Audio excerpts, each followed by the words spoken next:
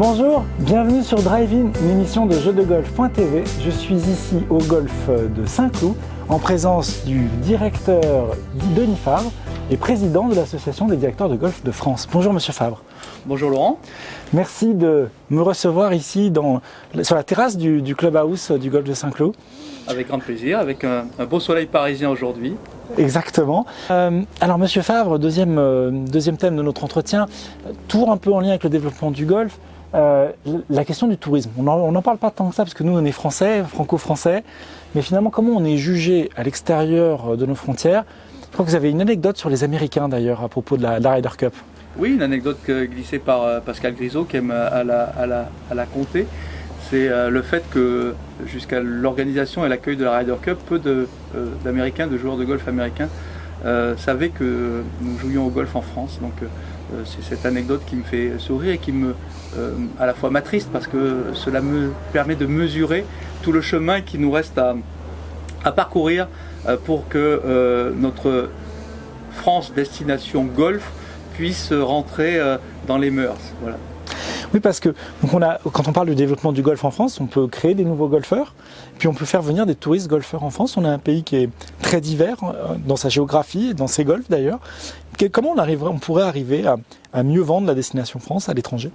Je pense qu'on a de vrais succès en France sur des initiatives qui sont des initiatives indépendantes. C'est-à-dire qu'on a des structures, des resorts qui sont tout à fait positionnés, dimensionnés et qui permettent d'accueillir des touristes qui soient golfeurs français ou golfeurs étrangers.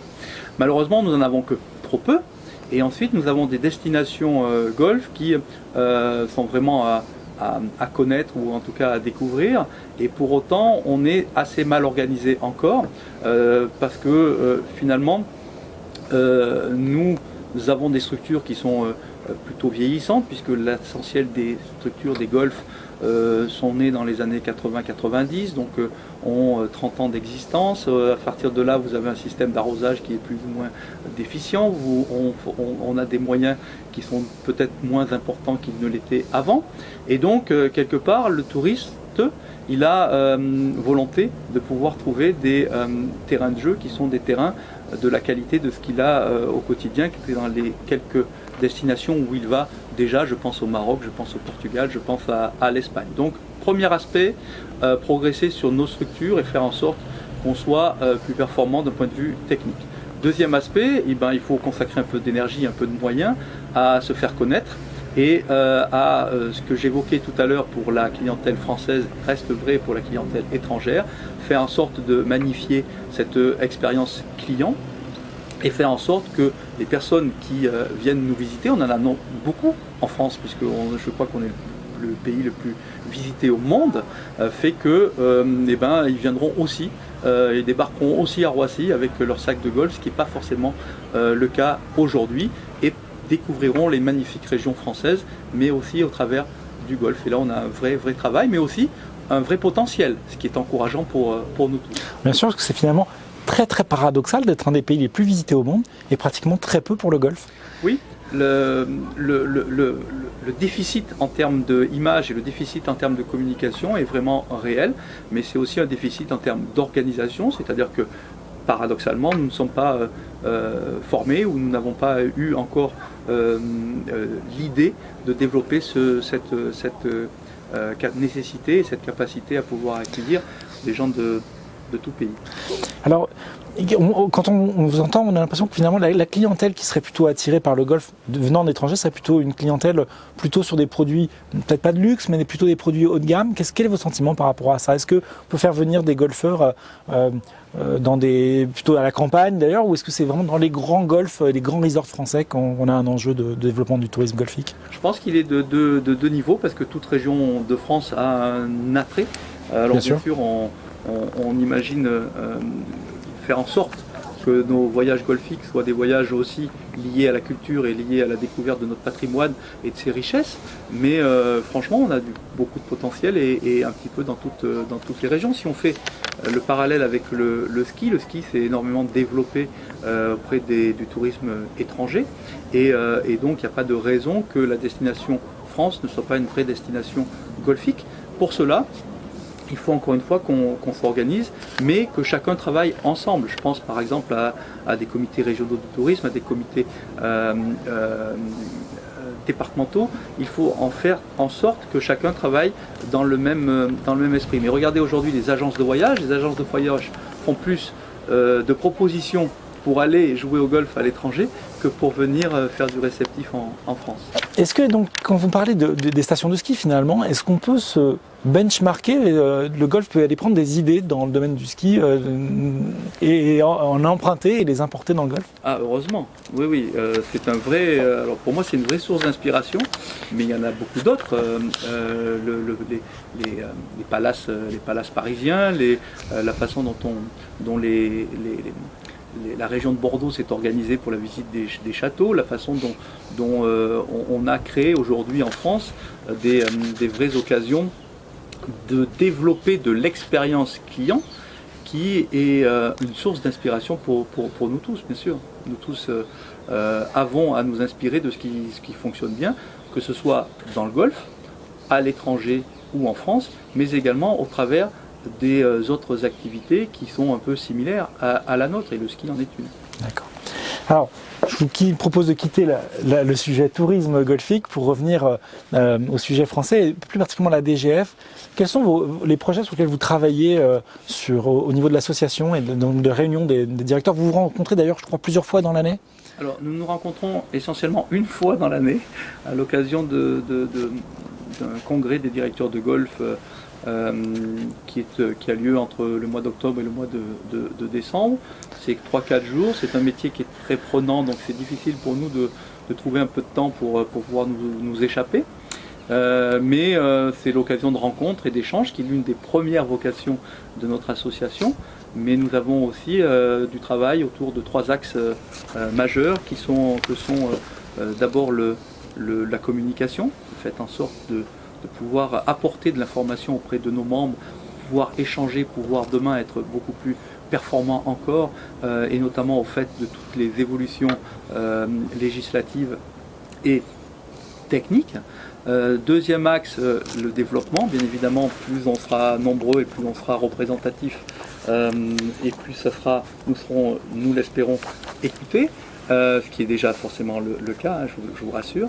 Et le troisième axe, c'est la formation, qu'elle soit une formation continue ou une formation initiale, sur laquelle nous essayons de travailler également, de façon, là encore, à apporter à nos collègues en place un complément d'information important pour eux pour leur avenir et pour les relations qu'ils ont avec leur comité de direction, car c'est un métier où on a plusieurs métiers en même temps, hein, c'est-à-dire qu'il faut avoir des compétences extrêmement variées et différentes, donc on ne peut pas être totalement performant sur tous les aspects.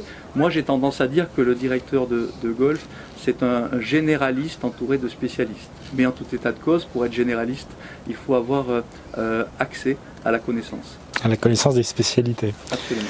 Et donc, en termes, on parlait du développement du golf en préambule. Est-ce que vous-même, l'association, la DGF, est-ce qu'il y a des projets qui peuvent aller dans le sens du développement du golf que vous menez actuellement?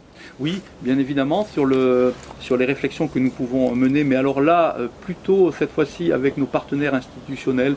J'ai évoqué tout à l'heure la Greffe et la PGA France, mais je pourrais rajouter, bien évidemment, nous travaillons beaucoup avec la Fédération française de golf sur cet aspect lié au développement de la pratique, mais aussi avec le groupement des entrepreneurs golfeurs français, le GEGF, et le groupement français des golfs associatifs, le GFGA. Nous essayons de faire en sorte de réfléchir à la façon dont nous pouvons essayer de développer la pratique, d'attirer plus de monde encore. Nous évoquions tout à l'heure rapidement les premiers chiffres 2019 qui sont plutôt positifs, notamment en termes de reprise de licences, ce qui veut dire que notre sport continue à attirer malgré tout certaines personnes qui s'y sont mis à un moment ou à un autre. Au demeurant, je reste persuadé, et j'en parle souvent avec mon collègue président de PGA France, Eric Douanel, je suis persuadé que le corps professoral a un travail extrêmement important de fidélisation des joueurs qui, par définition, vont trouver le golf un petit peu difficile, mais faire en sorte qu'ils puissent passer au-delà de l'initiation et devenir de véritables golfeurs passionnés comme nous le sommes tous.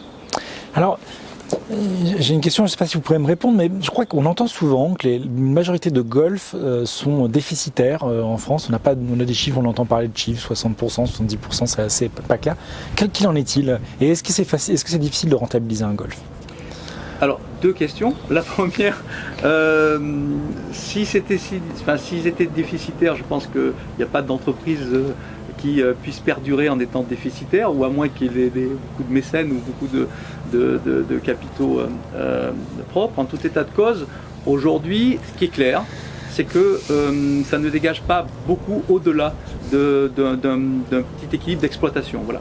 Ce qui est difficile dans les structures aujourd'hui, c'est cette capacité de réinvestir, de réinjecter de l'argent dans un produit plutôt vieillissant, avec une véritable volonté de qualité qui est celle qui était attendue quand on évoquait le tourisme golfique. Donc je pense que tout le monde est en équilibre, plus ou moins équilibre d'exploitation, moins 5 plus 5 en fait, voilà. Au demeurant, nous avons quand même à essayer de trouver les moyens de dégager un peu plus de résultats, de marge bénéficiaire, de façon à pouvoir réinjecter et réinvestir cet argent dans l'entretien du parcours, dans l'entretien des infrastructures, dans le recrutement du personnel, pour faire en sorte demain d'être encore plus performant. Est-ce que le contexte général en France aujourd'hui est favorable au développement du golf? Le contexte aujourd'hui en France, je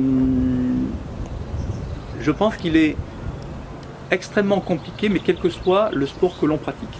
Je crois qu'il y a une vraie nécessité de réfléchir à la façon dont les générations à venir vont consommer le sport, mais vont consommer d'une manière générale.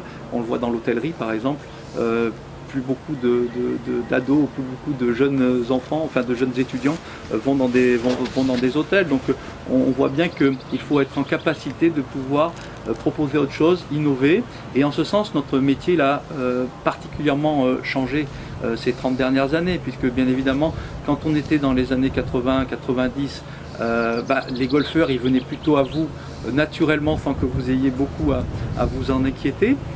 Aujourd'hui, très clairement, vous avez un vrai travail de séduction, vous avez un vrai travail de commercialisation, vous avez un vrai travail de communication qui font que vous êtes en recherche de capacité de pouvoir faire différent pour mieux accueillir.